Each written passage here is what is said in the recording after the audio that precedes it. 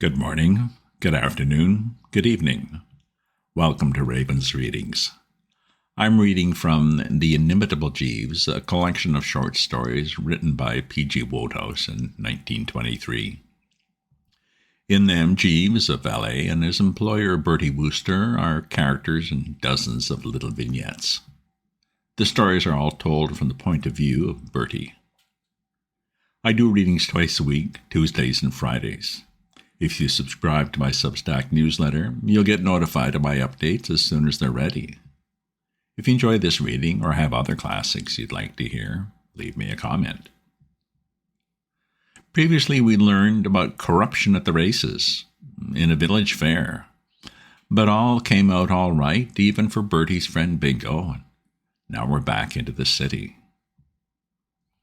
Chapter 15, The Metropolitan Touch. Nobody is more alive than I am to the fact that young Bingo Little is in many respects a sound old egg. In one way or another, he has made life pretty interesting for me at intervals ever since we were at school. As a companion for a cheery hour, I think I would choose him before anybody. On the other hand, I'm bound to say that there are things about him that could be improved. His habit of falling in love with every second girl he sees is one of them, and another is his way of letting the world in on the secrets of his heart. If you want shrinking reticence, don't go to Bingo because he's got about as much of it as a soap advertisement. I mean to say, well, here's the telegram I got from him one evening in November, about a month after I had got back from town from my visit to Twing Hall. He wrote, "I say, Bertie, old man, I am in love at last. She is the most wonderful girl, Bertie, old man. This is the real thing at last, Bertie. Come here at once and bring Jeeves. Oh, I say, you know that tobacco shop in Bond Street on the left side as you go up? Will you get me 100 of their special cigarettes and send them to me here? I've run out. I know when you see her you will think she is the most wonderful girl. Mind you bring Jeeves. Don't forget the cigarettes. Bingo." It had been handed in at Twing Post Office.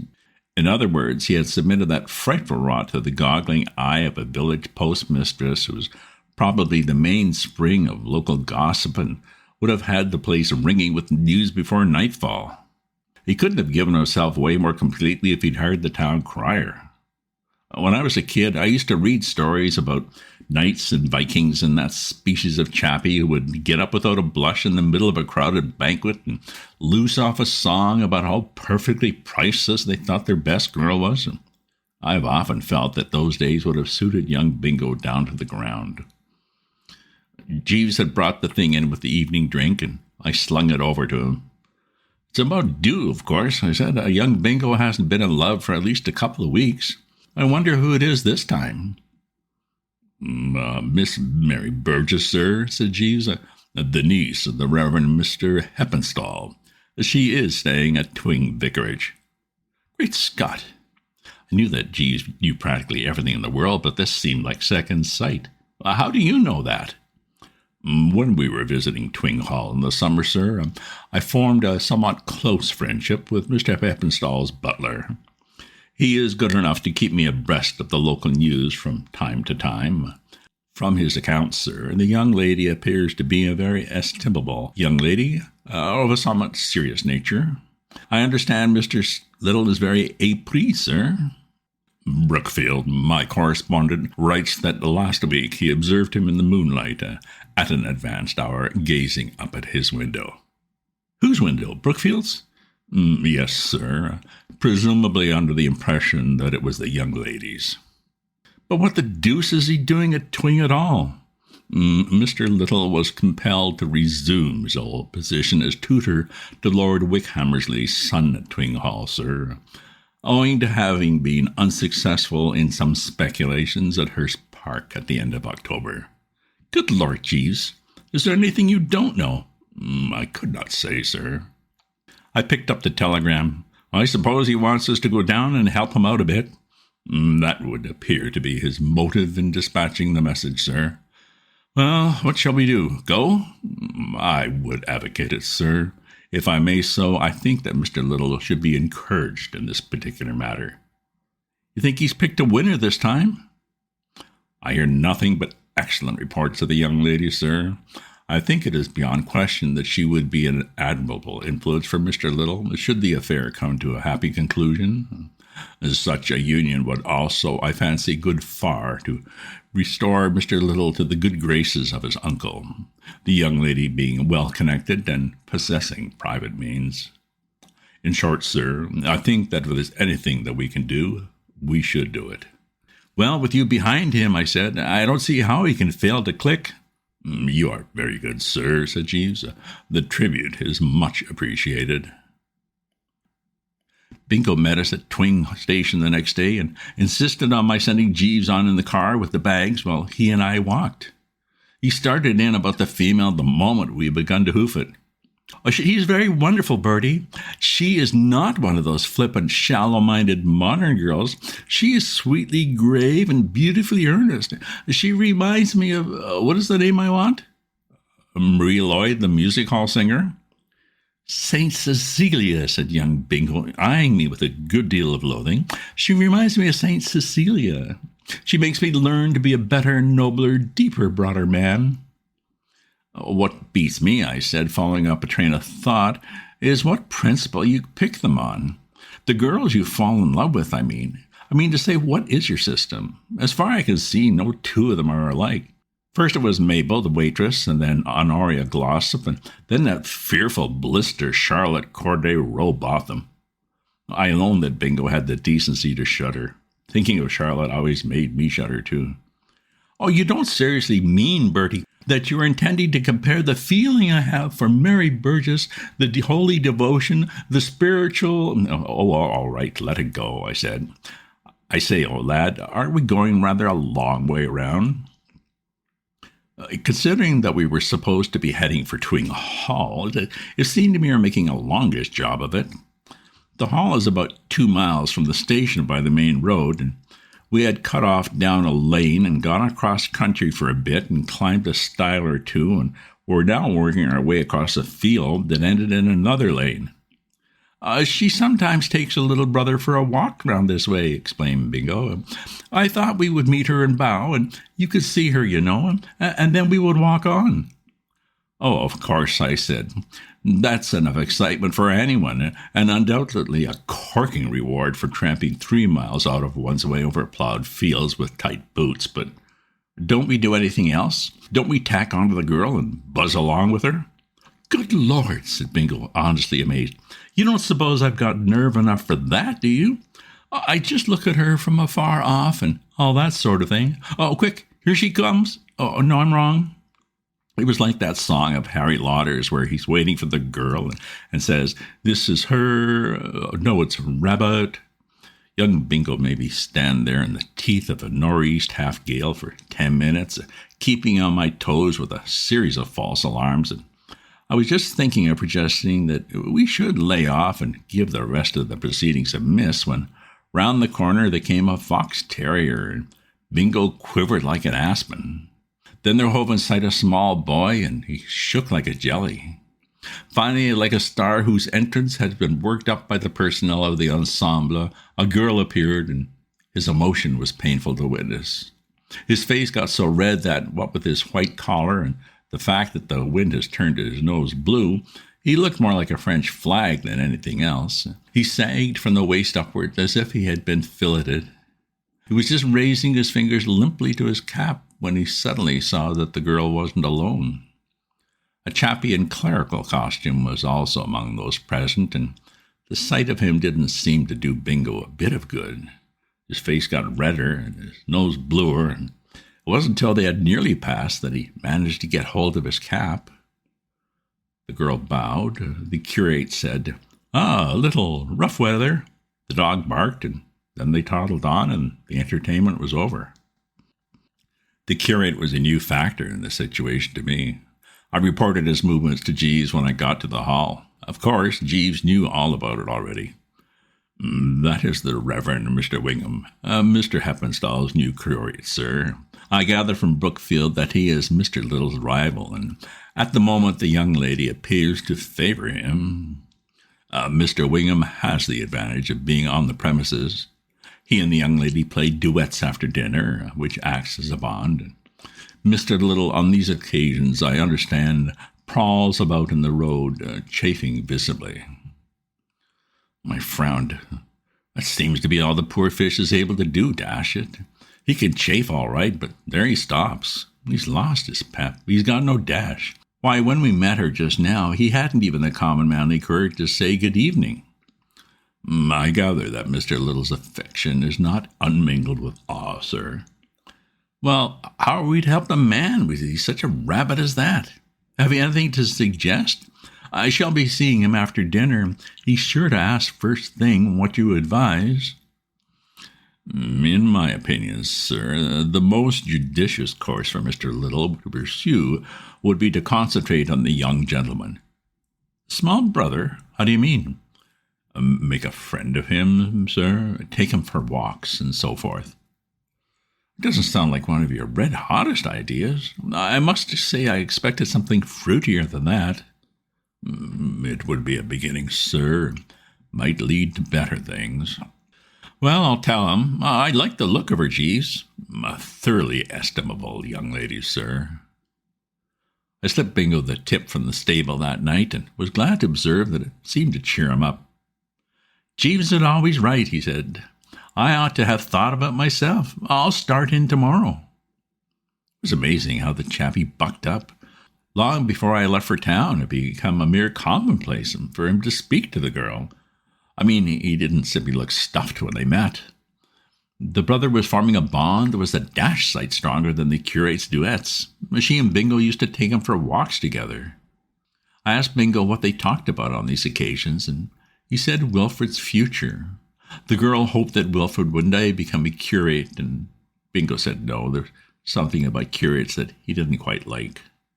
The day we left, Bingo came to see us off, with Wilfred frisking about him like an old college chum.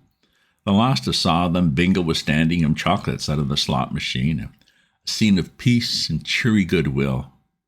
Dashed promising, I thought. Which made it all the more of a jar, but a fortnight later, when his telegram arrived, as follows. Bertie, old man, I say, Bertie, could you possibly come down here at once? Everything has gone wrong, and hang it all. Dash it, Bertie, you simply must come. I am in a state of absolute despair and heartbroken. Would you mind sending another 100 of those cigarettes? Bring Jeeves when you come, Bertie. You simply must come, Bertie. I rely on you. Don't forget to bring Jeeves. Bingo. For a chap who's perpetually hard up, I must say the young Bingo is the most wasteful telegraphist I've ever struck. He's got no notion of condensing. The silly ass simply pours out his wounded soul at 2p a word or whatever it is, without a thought. How about it, Jeeves? I said. I'm getting a bit fed up. I can't go chucking all my engagements every second week in order to biff down to Twing and rally round young Bingo. Send him a wire telling him to end it all in the village pond. If you could spare me for the night, sir, I should be glad to run down and investigate. Oh, dash it. Well, I suppose there's nothing else to be done. After all, you're the fellow he wants. All right, carry on. Jeeves got back late the next day. Well, I said.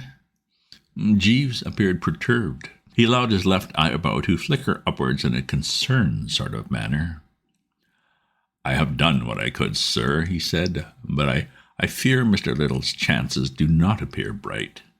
Since our last visit, sir, there has been a decidedly sinister and disquieting development. Oh, what's that? You may remember Mr. Steggles, sir, the young gentleman who was studying for an examination with Mr. Heppenstall at the vicarage. What's Steggles got to do with it? I asked. I gather from Brookfield, sir, who chanced to overhear a conversation, that Mr. Steggles is interesting himself in the affair. Oh, good Lord, what? Making a book on it? I understand that is he accepting wagers from those in his immediate circle, sir, against Mr. Little, whose chances he does not seem to fancy. I don't like that, Jeeves. No, sir, it is sinister. From what I know of Steggles, there will be dirty work. It has already occurred, sir. Already? Yes, sir. It seems that in pursuance of the policy with which he had been good enough to allow me to suggest to him, Mr. Little escorted Master Burgess to the church bazaar, and there met Mr. Steggles, who was in the company of young Master Heppenstall, the Reverend Mr. Heppenstall's second son, who is home from Rugby, just now having recently recovered from an attack of mumps. The encounter took place in the refreshment room, where Mr. Steggles was at that moment entertaining Master Heppenstall. To cut a long story short, sir, the two gentlemen became extremely interested in the hearty manner in which the lads were fortifying themselves, and Mr. Steggles offered to back his nominee in a weight-for-age eating contest against Master Burgess for £1 a side. Mr. Biddle admitted to me that he was conscious of a certain hesitation as to what the upshot might be should Miss Burgess get to hear the matter, but his sporting blood was too much for him, and he agreed to the contest. This was duly carried out, both lads exhibiting the utmost willingness and enthusiasm, and eventually Master Burgess justified Mr. Little's confidence by winning, but only after a bitter struggle. Next day, both contestants were in considerable pain.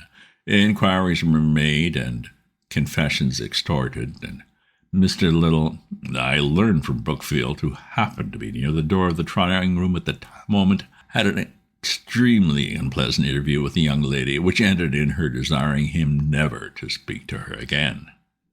Well, there's no getting away from the fact that if ever a man required watching, it's Steggles. Machiavelli could have taken his correspondence course. It was a put-up job, Jeeves, I said. I mean, Steggles worked the whole thing on purpose. It's his old nobbling game. There would seem to be no doubt about that, sir. Well, he seems to have dished poor old Bingo all right. That is the prevalent opinion, sir. Brookville tells me that down in the village at the Cow and Horse, 7 to 1 is being freely offered on Mr. Wingham and finding no takers. Good Lord, are they betting about it down in the village, too? Yes, sir, and in adjoining hamlets also. The affair has caused widespread interest. I am told that there is a certain sporting reaction, and even so distant a spot as Lower Bingley. I don't see what there is to do. If Bingo is such a chump, one is fighting a losing battle, I fear, sir. But I did venture to indicate to Mr. Little a course of action which might prove an advantage. I recommended him to busy himself with good works. Good works? About the village, sir. Reading to the bedridden, chatting with the sick, that sort of thing, sir. We can but trust that good results will ensue. Oh, yes, I suppose so, I said doubtfully. But my gosh, if I was a sick man, I'd hate to have a loony like young Bingo coming and gibbering at my bedside. There is that aspect of the matter, sir, said Jeeves. I didn't hear a word from Bingo for a couple of weeks, and I took it after a while that he had found the going too hard and had chucked in the towel. And then one night, not long before Christmas, I came back to the flat pretty late-ish, having been out dancing at the embassy. I was fairly tired, having swung a practically non-stop shoe from shortly after dinner till 2 a.m., and bed seemed to be indicated. Well, judge my chagrin and all that sort of thing, therefore, when I tottered to my room and switching on the light, I observed the foul features of young Bingo all over the pillow. The blighter had appeared from nowhere and was in my bed, sleeping like an infant with a sort of happy, dreamy smile on his map. A bit thick, I mean to say. We Woosters are all for the good old medieval hospitality and all that, but when it comes to finding chappies colouring your bed, the thing becomes a trifle mouldy. I hove a shoe, and Bingo sat up, gurgling. What's the matter? Said young Bingo. What the deuce are you doing in my bed? I said. Oh, hello, Bertie. So there you are. Yes, here I am. What are you doing in my bed? I came up to town for the night on business. Yes, but what are you doing in my bed? Oh, dash it all, Bertie, said young Bingo querulously.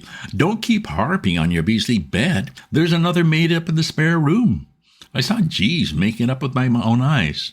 I believe he meant it for me, but I knew what a perfect host you were, so I just turned in here. I say, Bertie, old man, said Bingo, apparently fed up with the discussion about sleeping quarters. I see daylight. Well, it is getting on for 3 in the morning. I was speaking figuratively, you asked. I mean, that hope has begun to dawn. About Mary Burgess, you know. Sit down and I'll tell you all about it. Oh, I won't. I'm going to sleep. To begin with, said young Bingo, settling himself comfortably against the pillows and helping himself to a cigarette from my special private box, I must once again pay a marked tribute to good old Jeeves, a modern Solomon. I was badly up against it when I came to him for advice, but he rolled up with a tip which has put me, I use the term advisedly, in a conservative spirit on velvet. He may have told you that he recommended me to back the lost ground by busying himself with good works. Bertie, old man, said young Bingo earnestly, for the last 2 weeks I've been comforting the sick to such an extent that if I had a brother and you brought him to me on a sick bed at this moment, by Jove, old man, I'd heave a brick at him. However, though it took it out of me like the deuce, the scheme worked splendidly. She softened visibly before I'd been at it a week, and started to bow again when we met in the street, and so forth. After a couple of days, she distinctly smiled in a sort of faint, state-like way, you know, and I ran into her outside the vicarage, and yesterday, I say, you remember that curate chap, Wingham? Fellow with a long nose? Of course I remember him, your rival. Rival? Bingo raised his eyebrows.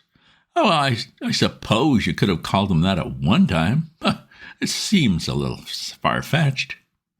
Does it? I said, stung by the sickening complacency of the chump's manner. Well, let me tell you that the last I heard was that at the Cow and Horses in Twing Village and all of the place as far as Lower Bingley, they were offering 7 to 1 on the curate and finding no takers. Bingo started violently and sprayed cigarette ash all over my bed. Betting? He gargled. Betting? You don't mean to say they're betting on this holy, sacred... I say, dash it all. Haven't people any sense of decency and reverence? Is nothing safe from their beastly, sordid graspingness? I wonder, said young Bingo thoughtfully, if there's a chance of my getting any of that 7 to 1 money. 7 to 1, what a price. Who's offering it, do you know?